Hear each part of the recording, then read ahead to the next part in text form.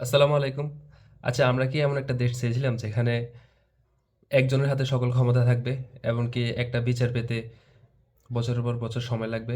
নিশ্চয়ই না। আগামী 12ই ফেব্রুয়ারি সুযোগ এসেছে সেই পুরনো শাসন ব্যবস্থা বদলে ফেলবার।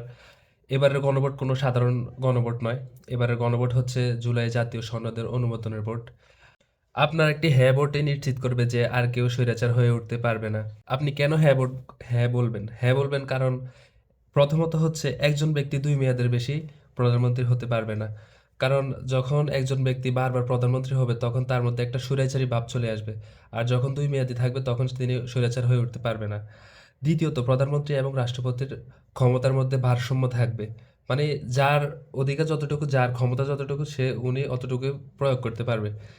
তারপর হচ্ছে তৃতীয়ত হচ্ছে বিচার বিভাগ ও নির্বাচন কমিশন স্বাধীনভাবে কাজ করবে।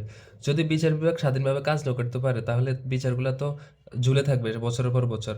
আর নির্বাচন কমিশন যদি স্বাধীন না হয় তাহলে যে কেউ ইচ্ছা করে মানে যে কেউ ভোট নিয়ে যেতে পারবে, তাই না? আর হচ্ছে গিয়ে কেউ চাইলে সংবিধান পরিবর্তন করতে পারবে না নিজের ইচ্ছা মতো। যেমন কি এখন দেখা যায় অনেক রাজনৈতিক দল নিজের ইচ্ছা মতো তাদের সংবিধানগুলো পরিবর্তন করে। তো তখন গণভোটে যদি হ্যাঁ ভোট দেন তাহলে এটা আর পারবে না।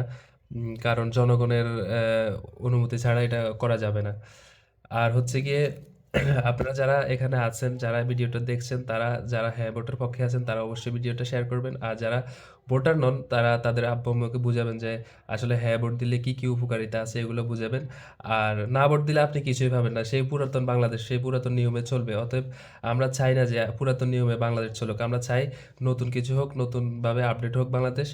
আর হচ্ছে হ্যাঁ ভোটের সুবিধা তো বললামই আপনাদের অনেকগুলা।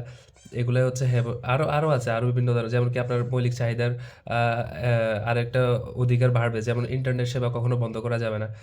এরকম আরো বিভিন্ন ধরনের সুবিধা আছে। অতএব আমরা চাই সবাই হ্যাঁ ভোট দিন, হ্যাঁ হ্যাঁ বলুন সবাই।